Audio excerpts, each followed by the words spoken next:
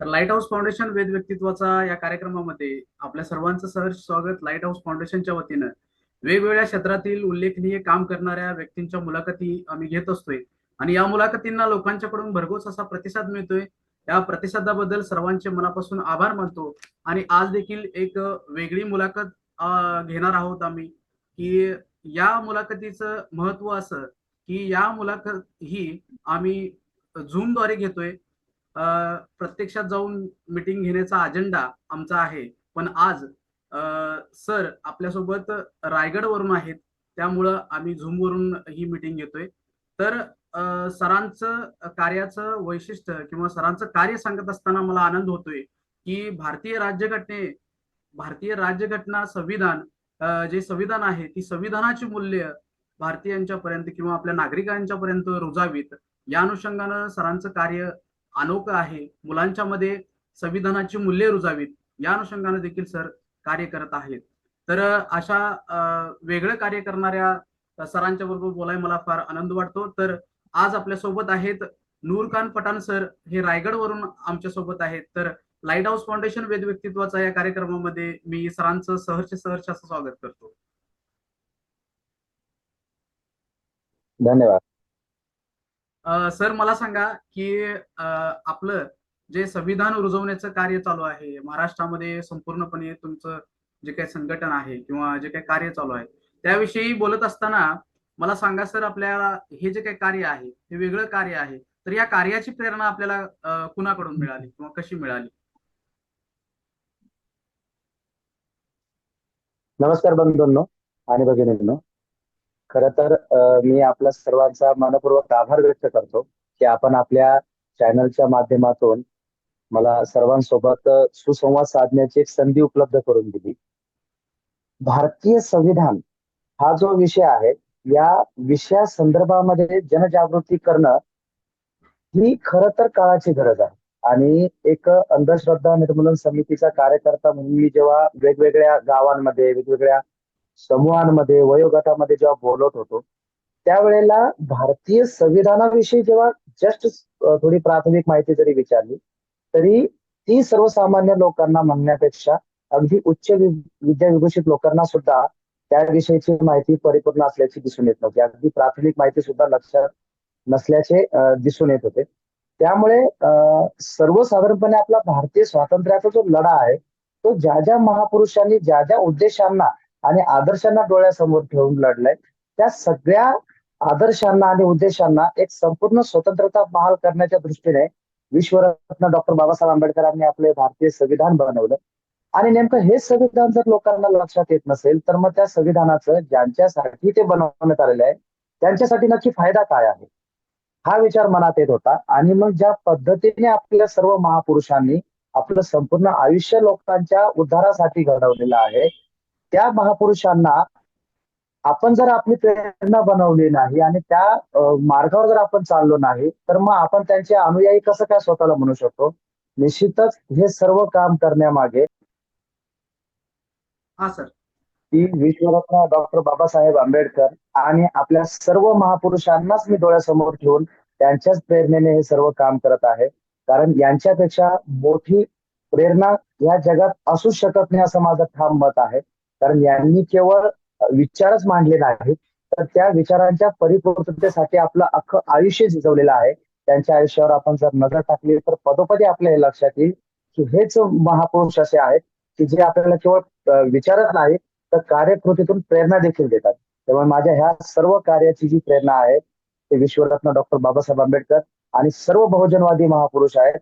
मग त्यात ज्योतिबा असतील, क्रांती ज्योती सावित्रीमाई असेल, छत्रपती शिवाजी महाराज असतील, म्हणजे अगदी तथागतांपासून ते गाडगे बाबांपर्यंत हे सर्व महापुरुष आणि विश्वरत्न डॉक्टर बाबासाहेब आंबेडकर हे सर्वजण माझी प्रेरणा आहे.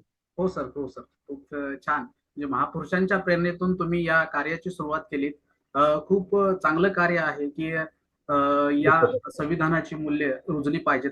सर, मला असं विचारायचं आहे की आज संविधानिक मूल्ये जी काय आहेत ती रुजली पाहिजेत या अवस्थेला, असं आपल्याला काय वाटतं? म्हणजे खरंच वेगळा प्रश्न आहे, तरी पण आम्हा श्रोत्यांना हे जर उत्तर समजलं तर बरं होईल.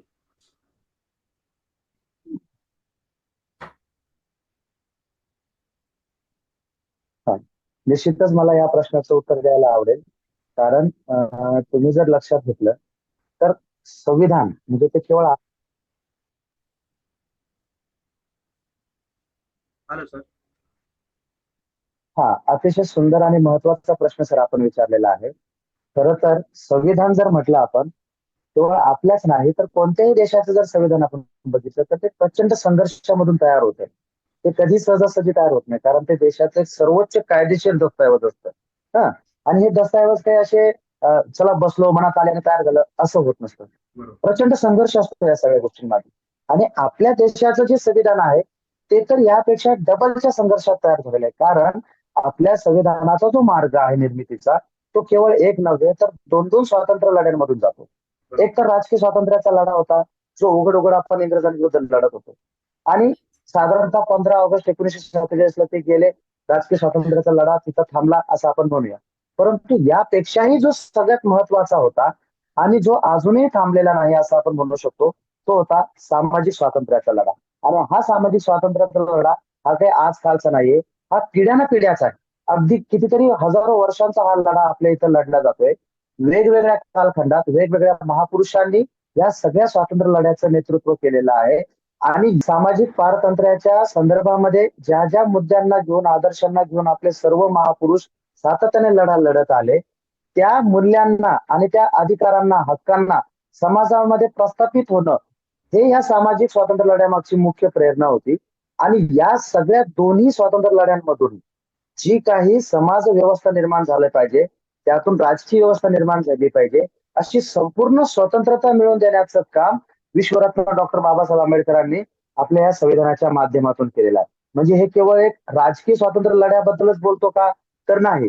याच्यामध्ये सामाजिक स्वातंत्र्य लढा आणि राजकीय स्वातंत्र्य लढा या दोन्ही गोष्टींमधून जी संपूर्ण स्वतंत्रता आपल्या सर्व भारतीय नागरिकांना अभिप्रेत होती ती देण्याचं काम ह्या भारतीय संविधानाच्या माध्यमातून केलेलं आहे. आणि म्हणूनच केवळ आणि केवळ राजकारणापुरतच किंवा एखाद्या स्पर्धा परीक्षांपुरतच ते संविधान मर्यादित आहे. त्यांनीच ते वाचावं, जाणून घ्यावं, परीक्षा द्यावी एवढंच फक्त संकुचित अर्थ आपल्या घटनाकारांना अपेक्षित नाही. तर हा आपल्या देशाचा मूलभूत कायदा आहे. मूलभूत कायदा आणि कायदा त्यातलं अंतर लक्षात घ्या. याच्यात कायदे आहेत का तर नाही, पण कायदा कसा बनवला जावा, आपली व्यवस्था कशी असावी, केवळ भारतीय संविधान हे राजकीय व्यवस्थेविषयी बोलत नाही तर प्रत्येक भारतीयाच्या चार चार आयुष्याबद्दल बोलतं. एक आहे त्याचं वैयक्तिक आयुष्य, कौटुंबिक आयुष्य, सामाजिक आयुष्य आणि मग शेवटी राजकीय आयुष्य. मग पहिल्या 3 आयुष्य असेल तर व्यक्तीचा संबंध आहे, वैयक्तिक संबंध आहे. आणि चौथाही ऑटोमॅटिकली त्याच्याशी जोडलाच गेलेला आहे. मग जर का आपल्याला आपल्या घटनाकारांना आपला देश नक्की कसा बनवायचा आहे, त्यातील नागरिकांना आपल्याला नक्की काय द्यायचंय, किती मर्यादेपर्यंत द्यायचंय, हे जर आपल्या मुलांना, आपल्या नागरिकांना, भावी नागरिकांना, अस्तित्वात असलेल्या नागरिकांना जर लक्षात आलं नाही, तर मग ते आपल्या देशाला योग्य दिशेने कसं काय घेऊन जाऊ शकतात. आणि जोपर्यंत त्यांना आपले आदर्श आणि मूल्य लक्षात येत नाही, आपला देश नक्की काय आहे, देशाचा मूलभूत कायदा नक्की काय आहे, हे जर कळालं नाही तर मग आपल्या देशाची दशा आणि दिशा काय असणार आहे. एक साधा खेळाचं उदाहरण तुम्ही घ्या. जर एखादा साधा जरी खेळ असला, त्या खेळाला जर आपण खेळ समजून घेतला नाही, त्याचे नियम जर समजून घेतले नाही, तर आपण एक उत्कृष्ट खेळाडू तर सोडा, परंतु तो खेळ सुद्धा आपण प्रॉपर वेने खेळू शकत नाही. उत्कृष्टपणे आपल्याला जायचं नाहीच आहे. मग जर काही खेळ आपण त्याला समजून न घेता, त्याच्या नियमांना समजून न घेता खेळू शकत नाही, तर मग देशाबद्दल तुम्ही काय म्हणाल. त्या देशाला आणि त्या देशाच्या मूलभूत कायद्याला जोपर्यंत तुम्ही समजून नाही घ्याल तोपर्यंत त्याचे एक जबाबदार नागरिक कसे होणार. आदर्श वगैरे वगैरे आपण तो नंतरचा भाग सोडूया, परंतु एक नागरिक म्हणून जी आपल्याला ओळख पाहिजे आहे ती ओळख निर्माण करून द्यायची जर असेल तर आपल्याला आपले संवैधानिक आदर्श आणि मूल्य माहीतच पाहिजे. केवळ ह्या एकाच दृष्टिकोनातून हा सगळा खटाटोप चालू आहे. बरोबर, खूप छान सर. खरोखरच आपल्या तुम्ही जे खेळाचं उदाहरण दिलं ते चांगला खेळाडू व्हायला ज्यासाठी आपल्याला नियम माहित पाहिजे, त्याप्रमाणे एक नागरिक म्हणून देशामध्ये वावरत असताना या संविधानिक मूल्य जी काय आहे ते संविधान आपल्याला समजलं नाही तर देश चालवता येणं शक्य नाही. खूपच चांगलं मार्गदर्शन आम्हाला केलं सर. तर मला सांगा सर, ही संविधानिक मूल्य रुजावीत या अनुषंगानं आपलं जे काही प्रयत्न आहेत याविषयी देखील आम्हाला सांगा सर. कशा पद्धतीनं तुम्ही हे प्रयत्नशील बाबी घडवतायत किंवा वेगवेगळ्या माध्यमातूनही तुम्ही कार्य करताय की संविधानिक मूल्य रुजावीत या अनुषंगानं आपलं जे काही कार्य आहे त्या कार्याची देखील आम्हाला ओळख करून द्या. हा, खरं तर हा एक खूप महत्वाचा प्रश्न आपण विचारला सर. कारण गंमत काय होते, आपल्याला समस्या समजते, बरोबर समस्यांची कधी कधी उत्तरही माहिती असते, परंतु ती पोहोचवायची कशी बरोबर आणि ती बरोबर पोहोचली तर समोरचे कसे त्याला ऍक्सेप्ट करतील बरोबर किंवा मग कशा पद्धतीने आपण कोणता धागा निवडावा की ज्यामुळे हे सगळं बांधलं जाईल, हे निवडणं खूप महत्वाचं असतं.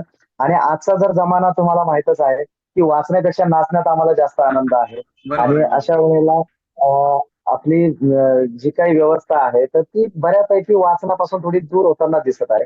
परंतु त्यात सुद्धा एक सकारात्मक बाब अशी आहे की सोशल मीडिया, मोबाईल हा जो आहे ना, हा खूप महत्वाचा आहे लक्षात घ्या.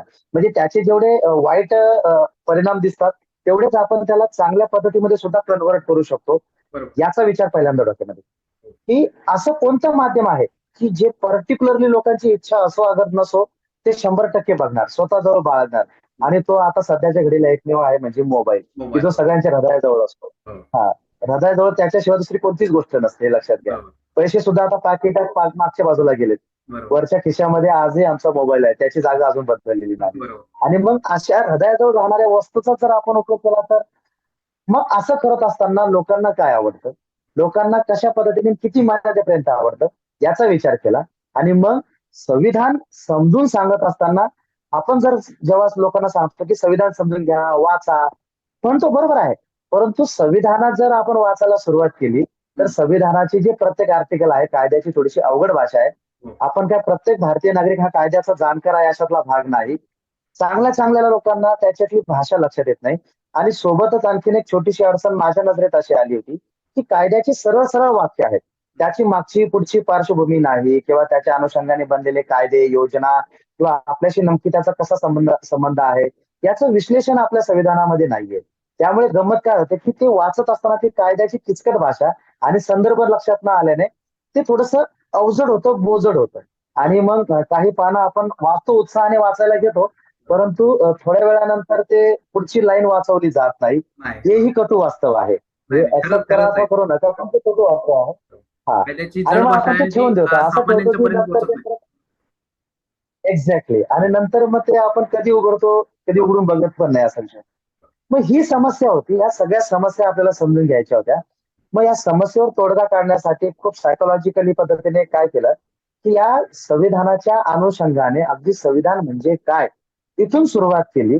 आणि WhatsAppच्या एक 1.5 ते 2 मिनिटाच्या छोट्या छोट्या पोस्ट तयार केल्या. हम्म. आपले संविधान राज्य पद्धतीच नव्हे तर जीवन पद्धती, ह्या पद्धतीने त्याला हेडलाईन दिली.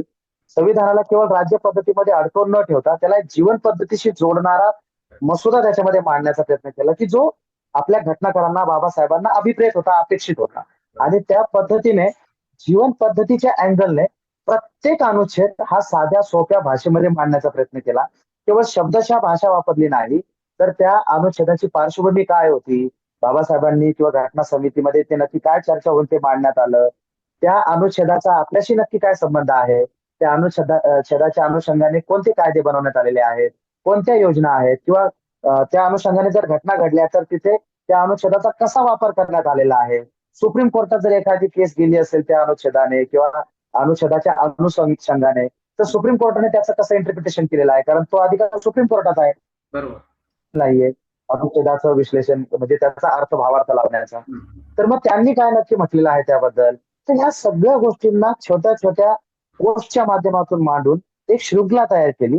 आणि ती या मोबाईलच्या माध्यमातून, ग्रुपच्या माध्यमातून, वैयक्तिक माध्यमातून लोकांच्या खिशामध्ये पोहोचवली. आणि ऑटोमॅटिकली ती वाचनामध्ये जेव्हा गेली तेव्हा असं लक्षात आलं की त्याला प्रचंड चांगला प्रतिसाद मिळतोय. आणि ती पोस्ट बाकीचे इतर सुद्धा इतरांना फॉरवर्ड करतायत. म्हणजे मला सांगताना खरं तर आनंद वाटतो की माझ्याकडे स्वतःचे जवळजवळ 400 ते 450 ग्रुप्स आहेत WhatsAppचे, त्याच्यात ती रोज प्रकाशित होते. आणि त्यातून असंख्य लोक संपूर्ण महाराष्ट्रभर ती व्हायरल करतात. हा झाला एक भाग. त्यानंतर ज्या लोकांना वाचनाच्या संदर्भामध्ये, म्हणजे ते वाचन पण बघा सायकोलॉजिकली पद्धतीने असं होतं की केवळ आणि केवळ फक्त 1.5 मिनिटामध्ये, म्हणजे तुम्ही कोणतीही पोस्ट लिहिली तर तिला वाचताना तुम्हाला फक्त 1.5 मिनिटं वेळ लागणार आहे. बरोबर जास्त मोठी जर पोस्ट असेल तर लोक वाचत नाहीत. वाचत आणि नाही त्यात जर कंटाळा करतात. संविधान म्हटलं की ते लगेच स्क्रोल करतात. बरोबर हा. पण जर का कळलं की छोटीशीच पोस्ट आहे तर थोडस वाचतात. मग ते वाचल्यानंतर एकदा जर वाचली तर पुढच्या पोस्टची निश्चित वाट बघतात, असा अनुभव आहे. मग या पोस्टच्या खाली मग हळूहळू प्रश्न मंजुषा देण्याचा प्रयत्न झाला, की तुम्ही जी पोस्ट वाचली हम्म. त्याच्या अनुषंगाने मग ही उत्तरं देण्याचा प्रयत्न करा, मला पाठवा. आणि मला सांगताना आनंद वाटतो की हळूहळू ही संख्या अगदी शतकामध्ये वाढत गेली. खूप चांगल्या पद्धतीने प्रतिसाद या वाचकांचा या पोस्टला मिळाला. मग या वाचकांकडनं सूचना येऊ लागल्या की हा महत्वाचा दस्तऐवज आहे, याला पुस्तक स्वरूपात काहीतरी मांडणी करा. आणि मग गेल्या वर्षी ह्या सगळ्या पोस्टचं संकलन केलं आणि त्याच्यात अधिकची माहिती ऍड करून 14 एप्रिल 2022 रोजी आपले संविधान राज्य पद्धतीच नव्हे तर जीवन पद्धती नावाचं एक पुस्तक प्रकाशित केलं. अरे वा. मला सांगताना खूप आनंद वाटेल की 2000 प्रतींचं हे पुस्तक मी छापलं होतं. अवघ्या 4च महिन्यामध्ये ह्या 2000 प्रती महाराष्ट्रातल्या सगळ्या जाणकारांनी संपवल्या. अरे वा. पुन्हा 15 ऑगस्टला दुसरी, तर आता लवकरच 14 ऑक्टोबर 2023ला तिसरी आवृत्तीची सुधारित आवृत्ती येत आहे. ह्याच पुस्तकाची संक्षिप्त आवृत्ती सुद्धा तयार केली. हा. याच्या सुद्धा 2 आवृत्त्या संपलेल्या असून तिसरी आवृत्ती आता मार्गावर आहे देण्याच्या. मग पोस्ट आहे, पुस्तक आहे. बरं, एवढं करूनही विषय थांबत नव्हता. काही लोकांचं असं म्हणणं होतं की आम्हाला वाचताना त्रास होतो, तुम्ही जर बोललात तर आम्हाला ते बरं वाटेल, ऐकायला छान वाटेल. मग त्यांचा विचार करून आपले संविधान नावाचं एक युट्यूब चॅनल देखील चालू केलं, अरे की वा. ज्या माध्यमातून संविधानाच्या प्रत्येक अनुच्छेदाला अतिशय विस्तृत स्वरूपामध्ये पूर्णपणे त्याचा सविस्तर म्हणजे विचार करून मांडणी केलेली आहे. त्याच्यामध्ये सगळ्या प्रकाराने बाबासाहेबांना किंवा घटनाकारांना ज्या ज्या अपेक्षित बाबी होत्या त्या अनुच्छेदाच्या अनुषंगाने, मग त्याची ऐतिहासिक पार्श्वभूमी असेल, कायदेशीर पार्श्वभूमी असेल किंवा सद्यस्थिती असेल, या सर्वांचा उहापोह त्या प्रत्येक आर्टिकल वाईज व्हिडिओमध्ये करून युट्यूब चॅनलवर टाकलेले आहेत. त्यालाही वाचकांचा जे काय युट्यूबर्स आहेत त्या सगळ्यांचा अतिशय सुंदर प्रतिसाद मिळतोय. म्हणजे पोस्ट, पुस्तक आणि युट्यूब चॅनल या सगळ्या म्हणजे एनकेन जेवढेही मार्ग आहेत संविधान प्रसार प्रचाराचे, त्या सगळ्या माध्यमातून हे काम चाललंय. सोबतच व्याख्यानं किंवा ऑनलाईन सेशन्स वगैरे हे सगळ्या गोष्टी चालू असतात. अरे वा वा. खूप छान सर. खऱ्या अर्थानं बोलणारे व्यक्ती भरपूर असतात की संविधान रुजलं पाहिजे, केलं पाहिजे असं सगळे सांगतात.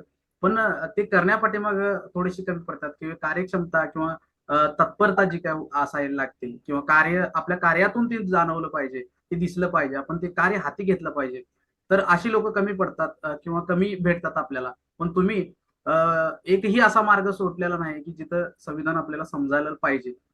तर सगळ्या मार्गाने तुम्ही प्रयत्न करून संविधान रुजवण्याचं पुरेपूर रित्या कार्य जे काही तुमचं चाललं आहे त्या कार्याबद्दल आम्हाला खूप आदर वाटतो आणि हे रुजायला पाहिजे आणि आम्ही देखील तुमच्या सोबत काम करायला इच्छुक आहे. तर आमच्या ह्या भागामध्ये एखादं व्याख्यान आपलं व्हावं अशी आमची अपेक्षा आहे. तर या अनुषंगाने देखील मी प्रयत्नशील आहे सर. तर सर दुसरा असा प्रश्न आहे की आजच्या सामाजिक आणि राजकीय परिस्थितीविषयी एक संविधान अभ्यासक किंवा एक व्यक्ती म्हणून आपण काय सांगाल की ही परिस्थिती कशी आहे आपल्या अनुषंगाने? हा, अतिशय सुंदर प्रश्न सर तुम्ही विचारलेला आहे. पहिली गोष्ट तर मी तुम्हाला हे सांगू इच्छितो की तुम्ही माझ्यासोबत काम करायला इच्छुक आहात, हे ऐकून मला खूप आनंद वाटला. परंतु हे काम करत असताना लक्षात घ्या, मी 365 दिवस कामाला लावत असतो. म्हणजे हा काही इव्हेंट साजरा करण्याचा विषय नाहीये. तुम्ही म्हणाल की 15 ऑगस्ट 26 जानेवारी चला आता आपण जागी होऊया, तर तसं होणार नाही. हे सगळ्या ज्या काही माध्यमातून संविधान जनजागृतीचं जे मी काम करत चालू केलेलं आहे ते वर्षाचे 365 दिवस अविरत चालू आहे. त्याच्यात खंड नाही. कारण मी तुम्हाला स्पष्टपणे सांगू इच्छितो एक गोष्ट की संविधान हे केवळ एक राज्य पद्धती कशी असावी एवढंच सांगणारं एक कायद्याचं पुस्तक नाहीये, तर ती एक आदर्श जीवन पद्धती कशी असावी हे सांगणारं एक महान तत्वज्ञान देखील आहे. आणि हा विषय जोपर्यंत आपल्या लक्षात येणार नाही तोपर्यंत आपल्याला संविधानाच्या खऱ्या अर्थाने महत्व लक्षात येणार नाही.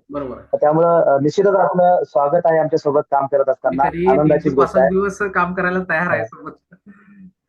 स्वागत आहे सर, आपलं स्वागत आहे. तुम्ही जो खूप महत्वाचा प्रश्न विचारला आजच्या सामाजिक आणि राजकीय व्यवस्थेसंदर्भामध्ये, त्या बाबतीत मी तुम्हाला स्पष्टपणे एक मुद्दा क्लिअर करू इच्छितो की आपलं संविधान, मी तुम्हाला पहिले सांगितलं की केवळ राजकीय पद्धती कशी असावी एवढं सांगणारं कायद्याचं पुस्तक नाहीये, तर ती जीवन पद्धती आहे.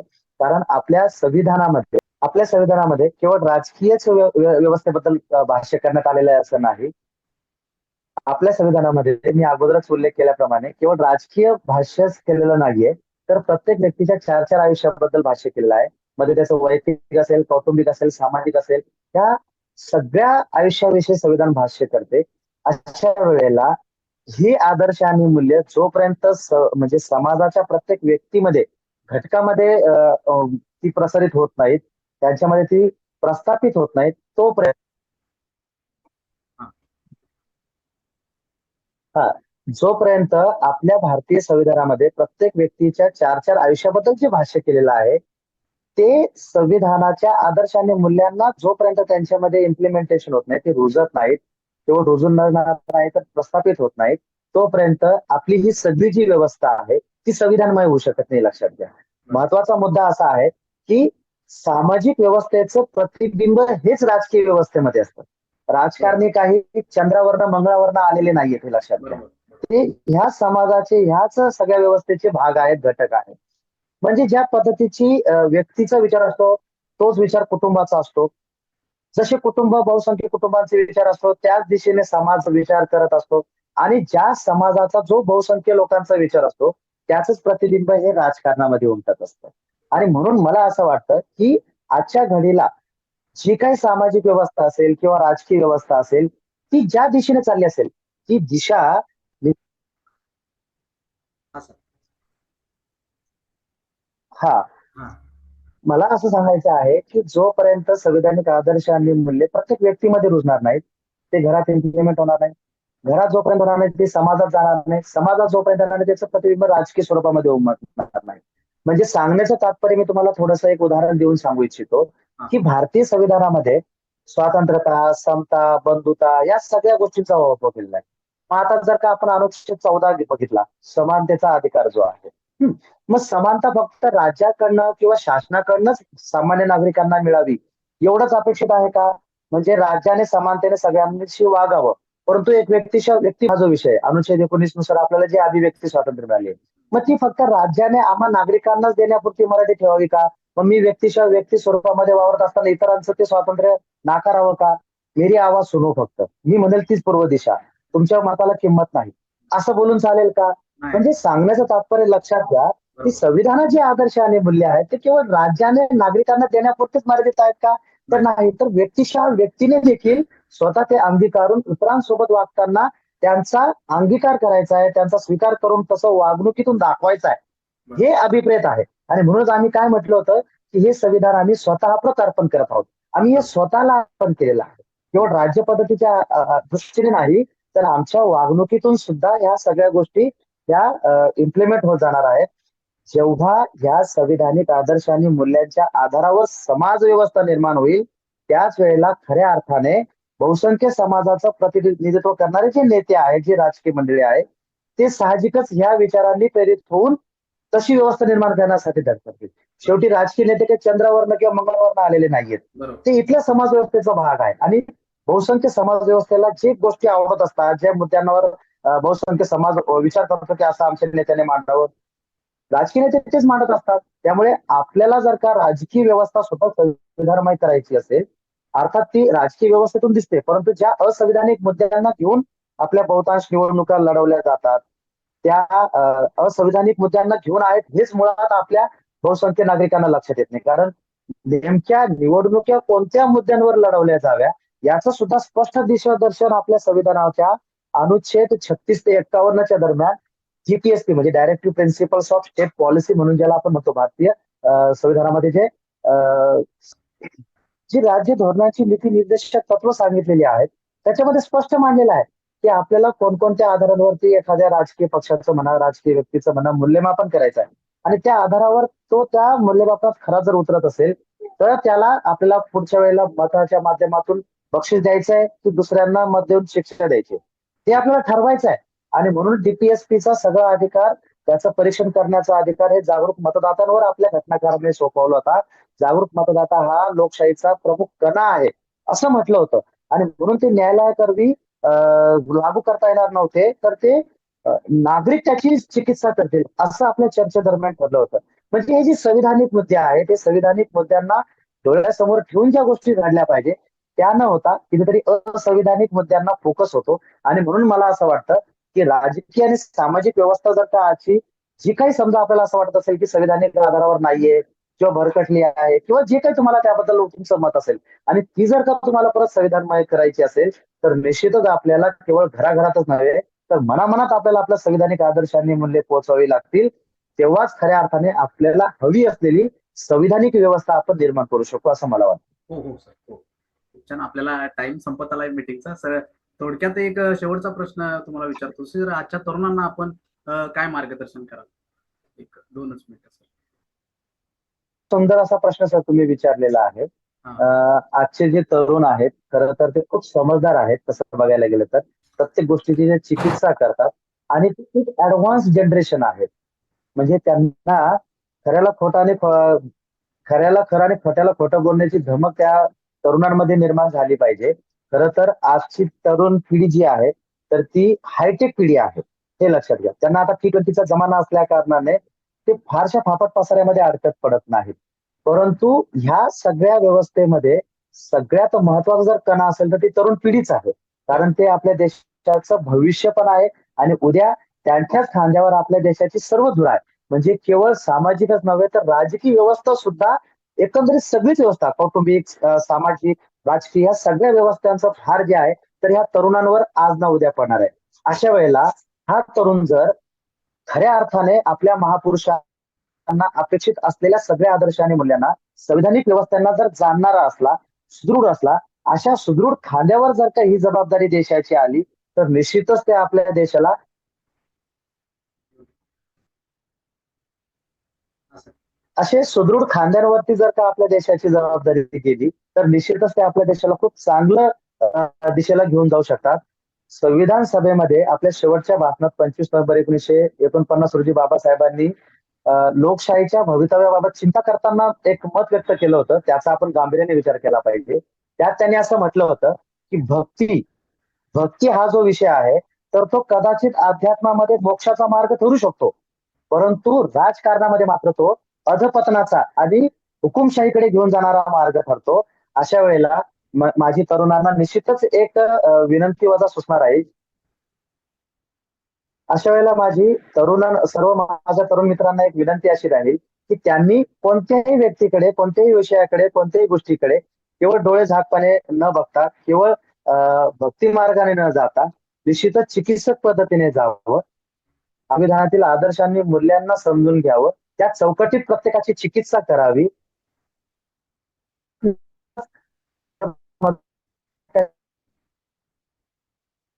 कशा पद्धतीने निर्णय घ्यायला हवा, कशा पद्धतीने पुढची कार्यपद्धती ठरवायला हवी, कशा पद्धतीने फॉलोवेशन करायला पाहिजे, हे सगळं ठरवून जर का त्यांनी कार्य केलं तर निश्चितच आजचे तरुण खूप क्षमता ठेवणारे आहेत. ते आपल्या देशाला एका महासत्तेच्या दिशेला.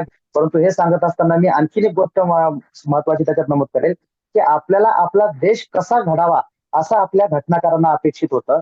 तर ते अपेक्षा आपल्या प्रास्ताविकेमधून नमूद करण्यात आलेल्या आहे. आपल्याला आपला देश महासत्ता घडावा, बरोबर आहे, परंतु त्यासोबतच आपला देश हा सार्वभौम असला पाहिजे, समाजवादी असला पाहिजे, धर्मनिरपेक्ष असला पाहिजे, आपला देश हा गणराज्य असला पाहिजे, सत्ताक असला पाहिजे.